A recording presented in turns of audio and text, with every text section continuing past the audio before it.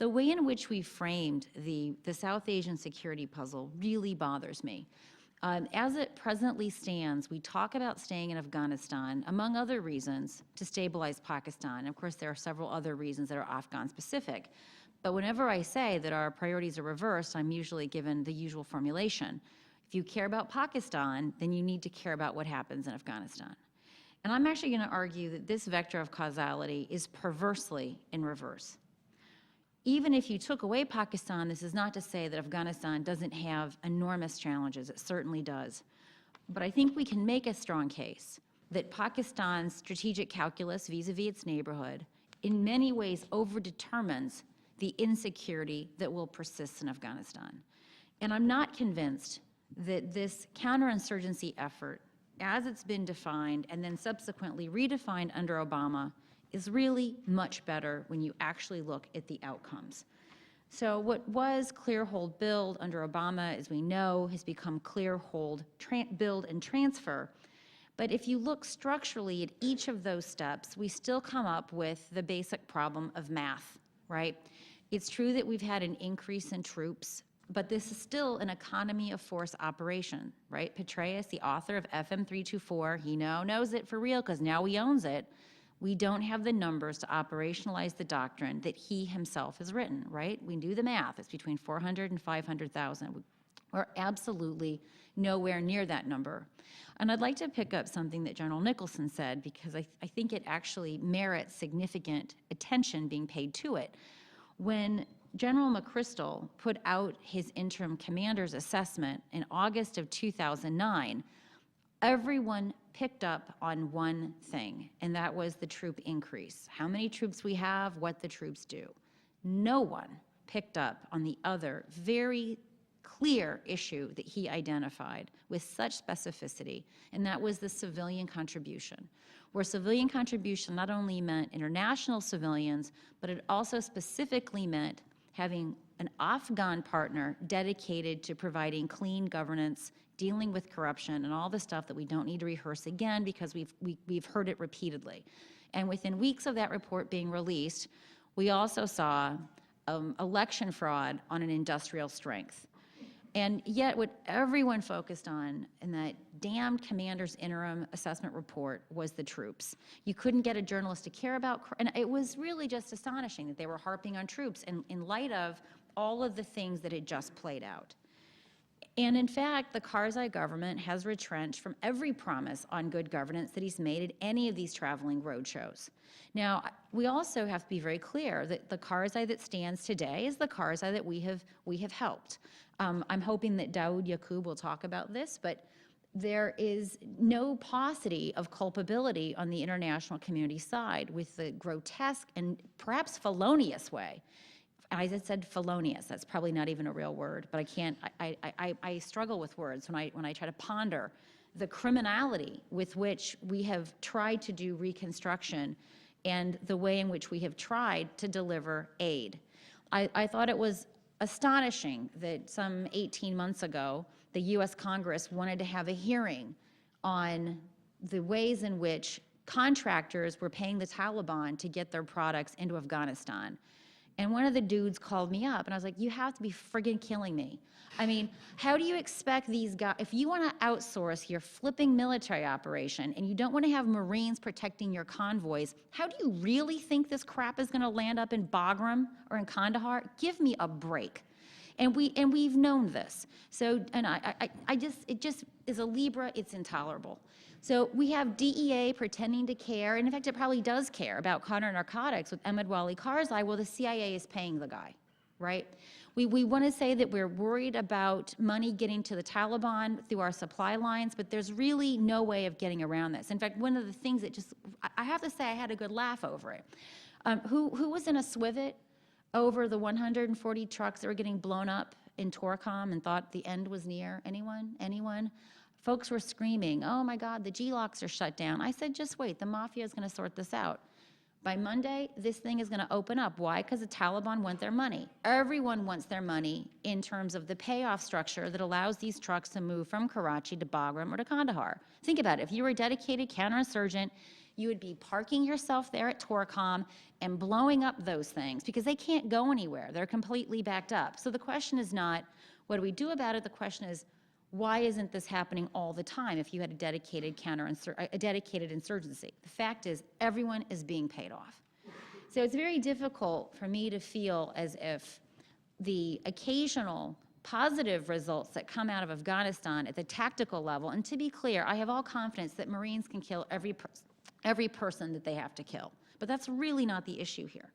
So if you look at clear, hold, build, transfer, clearing is hard because of the math, and Petraeus knows this very well because he's the one that wrote the math.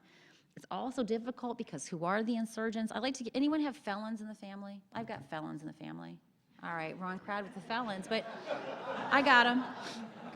So I've got several family members. They would have preferred said felon turn themselves over to the police as opposed to getting, shot dead. I was for the shot dead part, but that's just me. But you can imagine if you're the son or the daughter of a felon, your preference would be all else equal, that maybe they get a trial, maybe a mistrial because of evidence, misconduct, what have you, but certainly not being shot dead. And if you were to think about the complexity of the militant landscape, there's probably an element of truth in that. Yes, this Talib might be a complete scoundrel. Maybe he's, taken a wrong path, but he's still your uncle, your brother, your father, what have you. And you would probably prefer that they not wake up with a Hellfire missile on their head.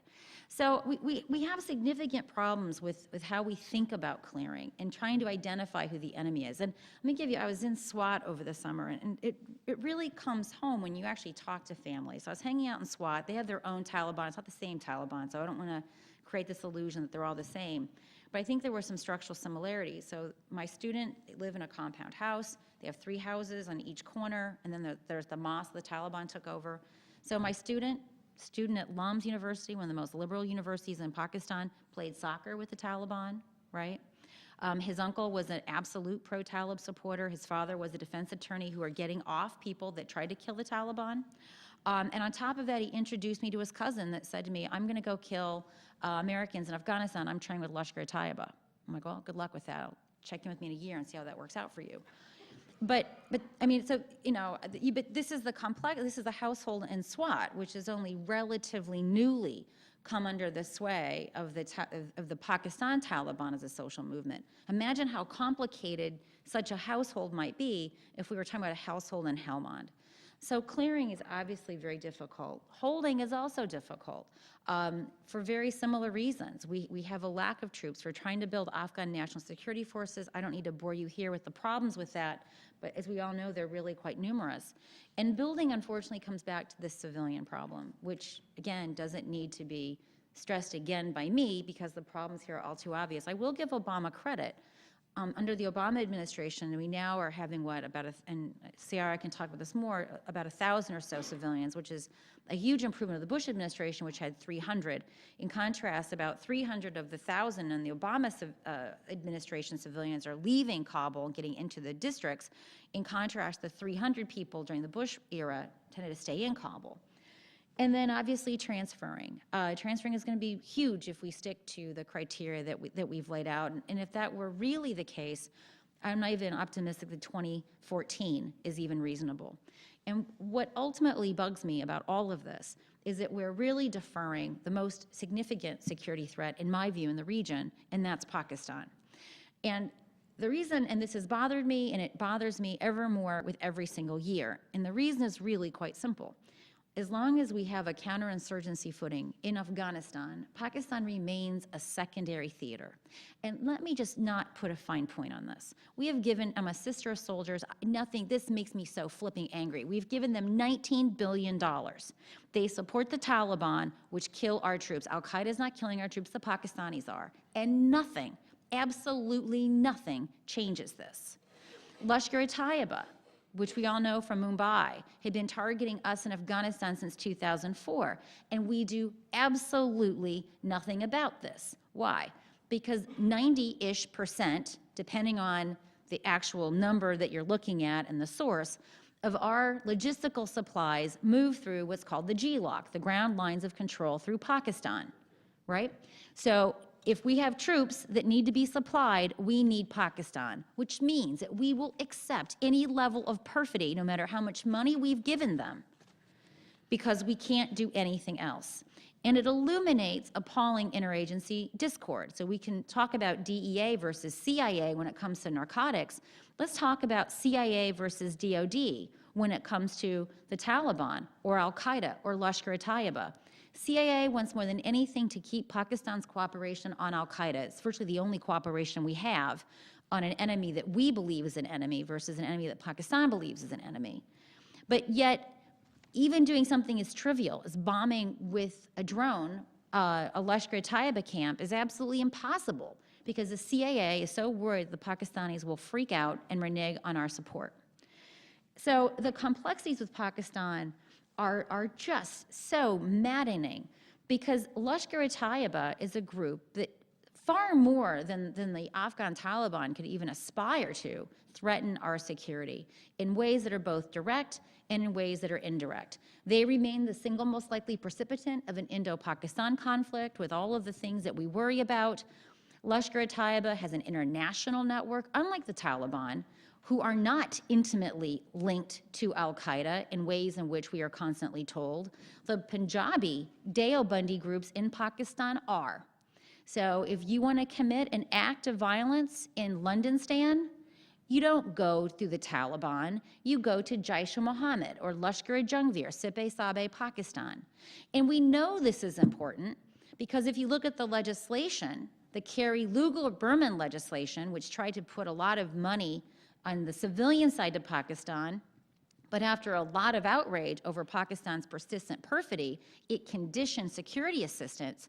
Let me rehearse for you some of the requirements that are supposed to be placed upon Pakistan is a condition for its continuance of getting security assistance.